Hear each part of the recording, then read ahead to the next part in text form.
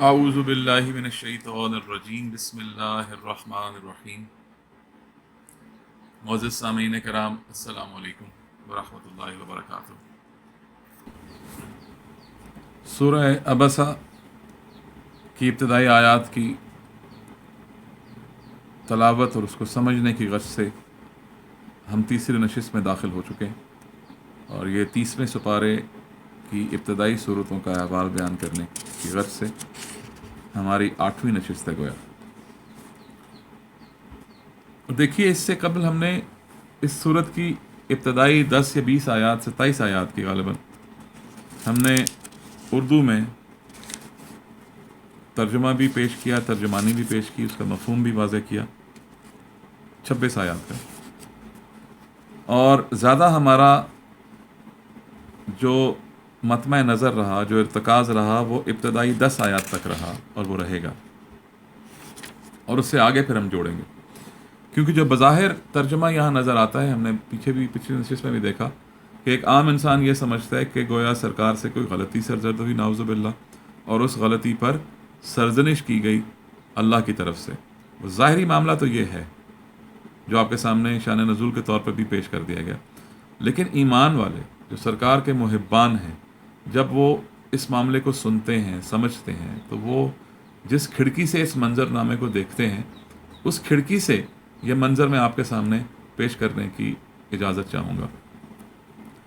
کہ جو صحیح معنوں میں حق ہے۔ ایک تو یہ کہ ہم نے پیچھے دیکھا کہ جب ہم اللہ سے دعا کر کے قرآن کو پڑھتے ہیں کہ اللہ آپ ہمیں ہدایت دیجیے گا، تو یہ یاد رہے کہ ہر آیت ہماری ہدایت ہی کے لیے نازل ہو رہی ہے۔ ہم نے یہ دیکھا کہ اللہ تبارک و تعالیٰ نے بس یہ ضرور بتا دیا کہ ہدایت کے لیے تمہارا احتیاط پر ہونا، تمہارا پرہیزگار ہونا بہت ضروری ہے، تمہارا متقی ہونا بہت ضروری ہے، جس میں تمہارے وہ 4 معاملات بڑے صاف ستھرے ہونے چاہیے۔ وہ کیا کہ تمہارے ایمان کے معاملات، کن کن چیزوں پر تم ایمان لاتے ہو، تمہارے ڈیوائن کنیکشن یعنی اسپریچول کنیکشن، یا تمہاری صلوات، تمہارے روابط جو روحانی روابط ہیں ان کے احوال، اور پھر ان روابط کے ذریعے سے جو کچھ تم کو حاصل ہوتا ہے رزق کی صورت میں یا پاور کی صورت میں یا علم کی صورت میں، پھر اس کو تم آگے خرچ کرو، یعنی ینفق، آگے خرچ کرنے، تمہاری سخاوت، تمہارے دینے دلانے کے معاملات، اور پھر آخری یعنی تمہارے یقین کے معاملات، جیسے تم آخرت پر یقین رکھتے ہو۔ ان 4 حوالہ جات سے ہر آیت ہمیں مخاطب کرے گی۔ اللہ تبارک و تعالیٰ جب ہمیں ہدایت بالعموم کسی بھی آیت سے ہم تک پہنچائیں گے، نازل فرمائیں گے، ہم تک پیش کی جائے گی وہ آیت کسی بھی حوالے سے، تو وہ آیت بنیادی طور پر ان 4 عوامل یا عوامر کو مخاطب یا ایڈریس کر رہی ہوگی۔ ہر آیت ہماری ان 4 جہتوں کی سیرابی کرتی ہوئی نظر آئے گی، لہٰذا ہر آیت پر کم از کم ان 4 پہلوؤں سے غور و فکر کرنا تو ہم پر لازم بنے گا۔ یعنی ہمارے ایمان کے حوالے سے کسی آیت کو ہم نے پرکھنا ہے۔ اب یہ جو ہم نے آیتیں پڑھی ہیں، ہم یہ دیکھیں گے کہ ہم اس کو اگر اپنے ایمان، جو ہمارا ایمان اس وقت تک مکمل نہیں ہوتا، اللہ نے قرآن مجید میں یہ اصول مرتب فرما دیا کہ جب تک ہم اپنے نفوس سے، اپنے ماں سے، اپنے باپ سے، اپنی اولاد سے، اپنے اموال سے، اور اپنی ہر شوق اور رزق سے بڑھ کر اپنے اور آپ کے اور ہم سب کے پیارے رسول خدا حضرت محمد مصطفیٰ صلی اللہ علیہ وسلم سے محبت روانہ رکھیں، جو قربانیاں ہم اپنی چھوٹی چھوٹی محبتوں کے لیے دیتے ہیں، ان سے بڑھ کر قربانی آقا نامدار محمد مصطفیٰ صلی اللہ علیہ وسلم کے نام، ان کی ناموس اور ان کے کردار اور ان کی اطاعت کے دوران ہم پیش نہ فرمائیں۔ تو ایک تو یہ ہمارا ایمان یہاں چیک ہوگا۔ پھر ہماری جو صلواتیں ہوں گی، جو ہمارے روحانی روابط ہوں گے، اس میں کہیں رخنا نہ ڈل جائے، اس میں کہیں وساوس مداخلت نہ کر لیں، اس میں کہیں ہم گویا جب یہ آیتیں ہمارے سامنے آ رہی ہوں تو کوئی ہم انفیریورٹی کمپلیکس میں مبتلا نہ ہو جائیں، یا ہمارا کانشیس گلٹی نہ ہو جائے، یا ہم کہیں شرمندہ نہ ہو جائیں۔ تو اس منظر نامے کو ہم نے اس انداز سے بھی دیکھنا ہے کہ ہماری صلوات، جو ہماری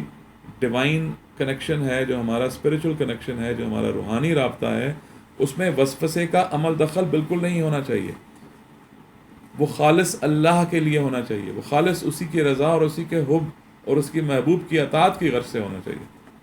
تو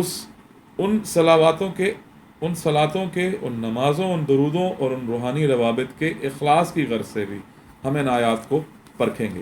تاکہ ہمارا کوئی معاملہ کمزور وہاں بپا نہ ہو جائے۔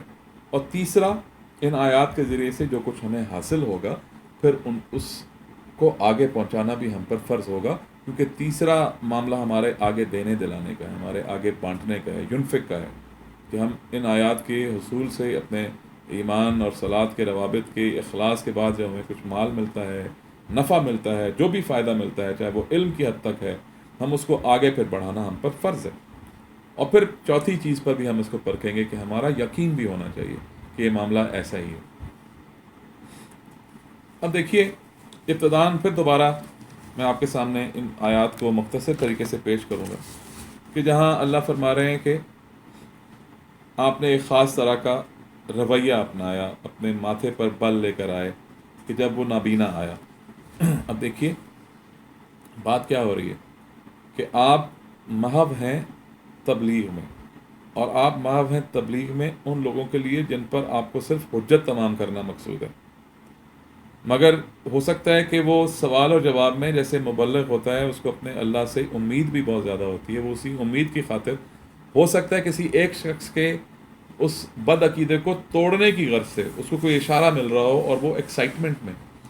وہ اس خوشی میں، اس حصول کی خاطر کہ جو اس کو آگے نظر آ رہا ہے، وہ مزید انہماک کے ساتھ اس گفتگو میں محو ہو جاتا ہے۔ اور اس دوران اگر اس کے کوئی رشتہ دار، اس کے کوئی جاننے والے وہ اس دوران مداخلت کرتے ہیں، تو وہ گھر کے ہوتے ہیں نا، چونکہ ان کے اوپر اس کو مان ہوتا ہے۔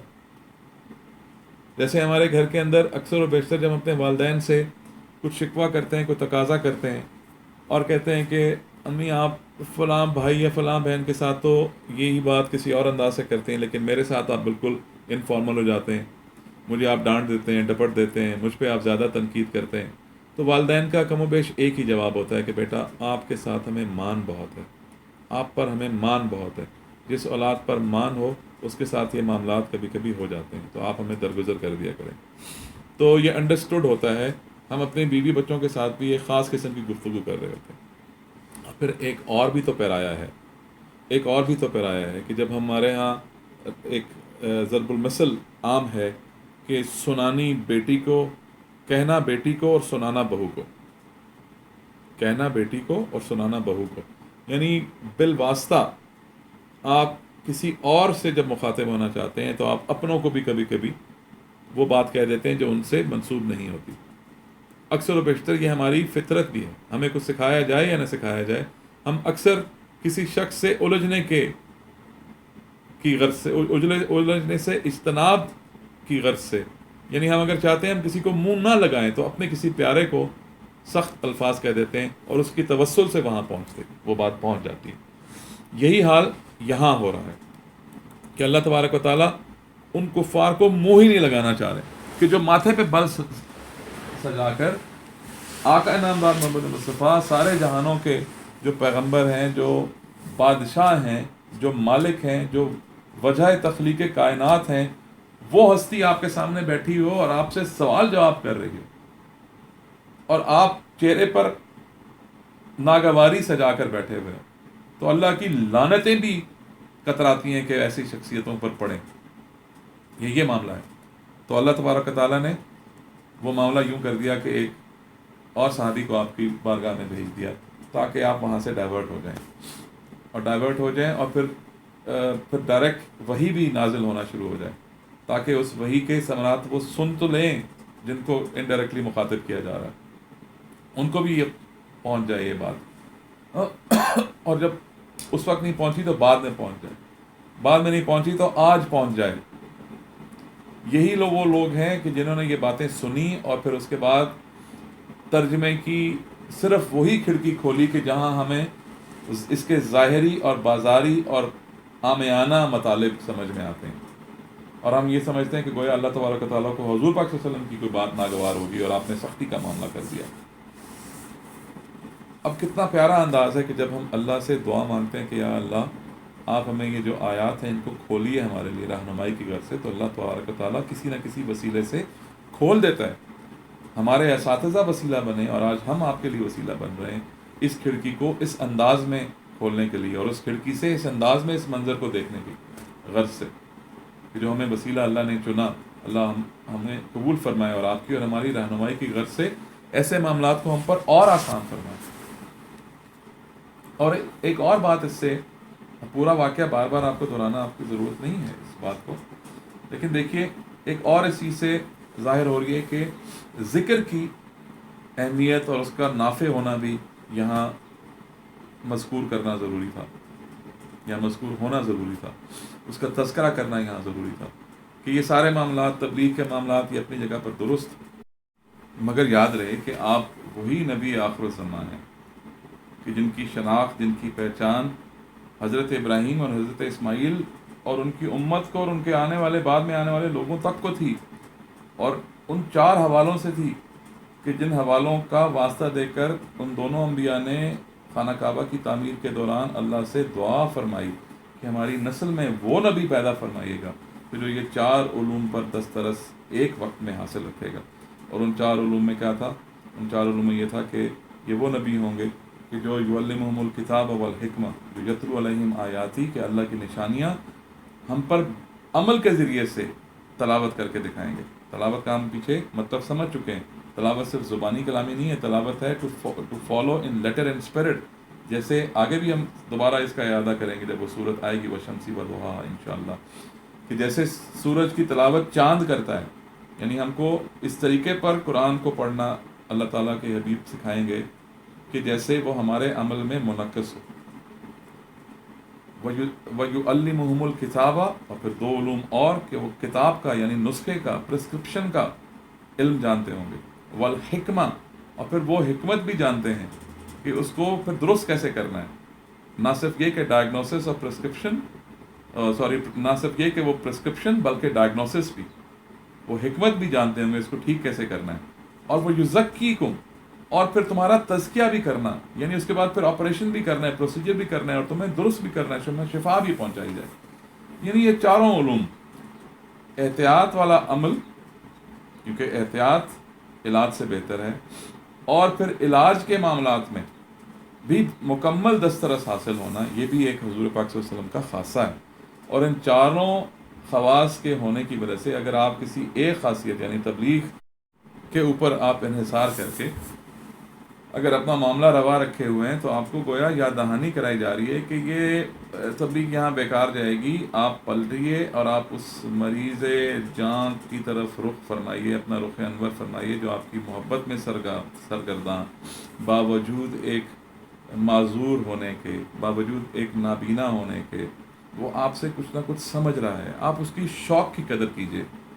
آپ اس کو نسخہ تجویز فرمائیے، آپ اس کو ذکر تجویز فرمائیے، جیسے ابتدائی آیت میں، ان آیات میں لکھا ہوا ہے کہ وہ آپ سے ذکر مانگنے آ رہا ہے، وہ آپ سے کوئی وظیفہ مانگنے آ رہا ہے، وہ آپ سے کوئی نصیحت مانگنے آ رہا ہے۔ ہو سکتا ہے کہ وہ شخص آپ کے لیے نافع نہ ہو اس قدر جس قدر آپ ان لوگوں کو اپنا نافع سمجھ رہے ہیں، لیکن آپ کا یہ نصیحت اس کے لیے تو نافع ہو سکتی ہے۔ تو آپ اپنے دوسرے معاملات جو کہ آپ کو اور بھی تو تبلیغ کے علاوہ بھی تو آپ کو معاملات آپ کے سپرد کیے گئے ہیں، آپ کا کردار وہ بھی تو ہے، اس تزکیہ کا پہلو ہے، ذکر کا نافع ہونا بھی یہاں ثابت ہو رہا ہے، اور رسول کا تبلیغ کے علاوہ جو کردار ہیں وہ بھی یہاں مذکور ہیں۔ لہٰذا اللہ تبارک و تعالیٰ سرکار کی توجہ مبذول فرما رہے ہیں کہ آپ سب کردار میں اپنے وقت کو بانٹ لیجئے۔ وما علینا الا البلاغ المبین۔